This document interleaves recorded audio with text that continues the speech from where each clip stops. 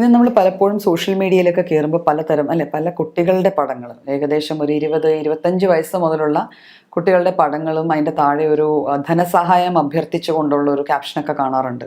വൃക്ക മാറ്റൽ സർജറിക്ക് വേണ്ടി പണം സമാഹരിക്കുന്ന ഒരു കൂട്ടം കുറേ അധികം ക്ലബ്ബുകളും ഒക്കെ ചെയ്യുന്നത് കാണുന്നുണ്ട്. അപ്പം അതിൽ നമുക്ക് മനസ്സിലാവുന്ന ഒരു കാര്യം എന്ന് വെച്ചാൽ ഇന്ന് നമ്മുടെ സമൂഹത്തിൽ വളരെയേറെ കാണപ്പെടുന്ന ഒരു സംഭവമായി മാറിയിരിക്കുവാണ് വൃക്കരോഗങ്ങൾ. അതായത് ഒരു കിഡ്നി ട്രാൻസ്പ്ലാന്റിൻ്റെ അതിര് വരെ എത്തുന്നു കിഡ്നി ഡിസീസസിൻ്റെ ഒരു പോക്ക്. അപ്പം നമുക്കറിയാമല്ലോ നമ്മളുടെ ശരീരത്തിൽ 2 വൃക്കകളുണ്ട്. ഇവ നമ്മുടെ ശരിക്കും പറഞ്ഞാൽ നമ്മുടെ നട്ടലിൻ്റെ 2 ഭാഗത്തായിട്ട് ബാക്കിൽ വയറിൽ തന്നെ, പക്ഷേ ബാക്ക് പോർഷനിലാണ് പ്ലേസ്ഡ് ആയിട്ടിരിക്കുന്നത്. ഇവരുടെ മെയിൻ ജോലി എന്ന് വെച്ചാൽ നമ്മുടെ ശരീരത്തിൽ ഉണ്ടാകുന്ന എല്ലാ തരത്തിലുള്ള ടോക്സിൻസ്, നമ്മുടെ ബ്ലഡിൽ വരുന്ന എല്ലാ സാധനങ്ങളെയും അതുവഴി കിഡ്നീസ് ഫിൽട്ടർ ചെയ്തിട്ട് ആവശ്യമില്ലാത്തവയൊക്കെ നമ്മൾ അത് യൂറിൻ ആക്കി മൂത്രസഞ്ചിയിൽ പോയി സ്റ്റോർ ചെയ്തിട്ട് മൂത്രമായിട്ട് പുറത്തേക്ക് കളയുക. അതായത് നമ്മുടെ ബോഡിയിലെ എല്ലാ ടോക്സിൻസിനെയും പുറത്തേക്ക് കളയുന്ന എക്സ്ക്രീഷൻ്റെ പ്രൈം ഓർഗനാണ് കിഡ്നീസ്. ഇതുകൂടാതെ കിഡ്നീസിന് വേറെ ഫങ്ഷൻസും ഉണ്ട്. അതായത് കിഡ്നീസിൽ കുറച്ച് ഹോർമോണുകൾ ഉണ്ടാവാറുണ്ട്, ബ്ലഡ് ഉണ്ടാവാനായിട്ടുള്ള അതിന് മുമ്പായിട്ടുള്ള ചില കെമിക്കൽസ് പോലത്തെ സംഭവങ്ങൾ നമ്മുടെ ശരീരത്തിലേക്ക് വേണ്ട ബ്ലഡ് ഉണ്ടാവാൻ വേണ്ട ചില കെമിക്കൽസ് റിലീസ് ചെയ്യണതും കിഡ്നിയാണ്. പിന്നെ ചില വൈറ്റമിൻസ് സിന്തസൈസ് ചെയ്യാൻ ഹെൽപ്പ് ചെയ്യണതും കിഡ്നീസാണ്. അപ്പോൾ ഇത്രയേറെ ഫങ്ഷൻസ് ഉള്ള കിഡ്നിയുടെ ഏറ്റവും വലിയ പ്രത്യേകത എന്ന് വെച്ചാൽ ഭയങ്കര വിനയമുള്ളൊരു ഓർഗനാണ് കിഡ്നി. അതായത് ഇത്രയൊക്കെ ജോലികൾ ചെയ്യുന്നുണ്ടെങ്കിലും അതിന് എത്ര ദോഷമോ അല്ലെങ്കിൽ എത്ര നാശം വന്നു കഴിഞ്ഞാലും അത് മിണ്ടാതിരിക്കും. അതുകൊണ്ടാണല്ലോ ഒരു വൃക്ക ഇല്ലാണ്ടായാൽ പോലും ഒരു വ്യക്തിക്ക് ജീവിക്കാൻ പറ്റുന്നത്.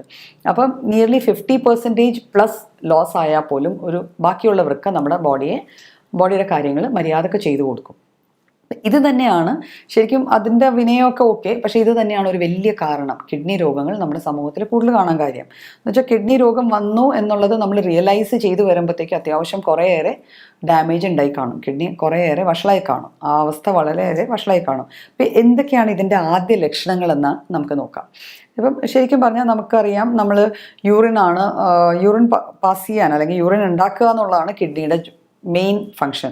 അപ്പം നമ്മുടെ യൂറിൻ പാസ് ചെയ്യണം അല്ലെങ്കിൽ നമ്മൾ മൂത്രം ഒഴിക്കുന്ന ശീലത്തിൽ വരുന്ന മാറ്റങ്ങൾ, അതായത് ഒന്നെങ്കിൽ ഫ്രീക്വൻ്റ് ആയിട്ട് അടുപ്പിച്ചടുപ്പിച്ച് മൂത്രം പോവുക, അല്ലെങ്കിൽ മൂത്രം പോകാതെ ഇരിക്കുക, മൂത്രം ഹോൾഡ് ചെയ്തിരിക്കുക, മൂത്രം പോകാൻ ബുദ്ധിമുട്ട് പ്രയാസം നേരിടുക, അല്ലെങ്കിൽ ഇപ്പോൾ മൂത്രം തുള്ളിയായിട്ട് പോവുക, പൂർണ്ണമായിട്ടും പോയി തീരാണ്ടിരിക്കുക.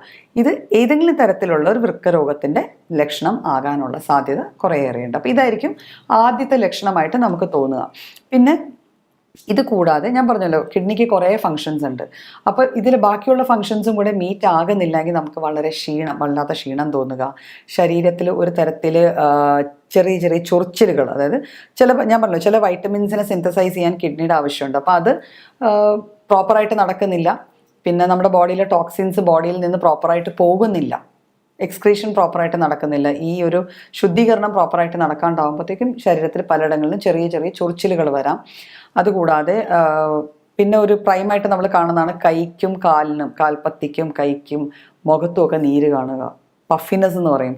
കൺപോളയ്ക്കൽ രാവിലെ എഴുന്നേറ്റ് വരുമ്പോൾ മുഖത്ത് നീരുണ്ട്, കൺപോളകൾക്ക് നീരുണ്ട്, കാലുകൾക്ക് നീരുണ്ട്, കൈക്ക് നീരുണ്ട്. അപ്പം ഇതും കിഡ്നി രോഗത്തിൻ്റെ വൃക്കകൾക്ക് ഉണ്ടാകാവുന്ന ഒരു രോഗത്തിൻ്റെ ആദ്യ ലക്ഷണങ്ങളിൽ കൂടെ. അപ്പോൾ പലപ്പോഴും നമ്മൾ ഓർക്കുന്നതോ ഇന്നലെ രാത്രി ലേറ്റായിട്ട് കിടന്നതാണ് അല്ലെങ്കിൽ ഇന്നത് സംഭവിച്ചതാണ്.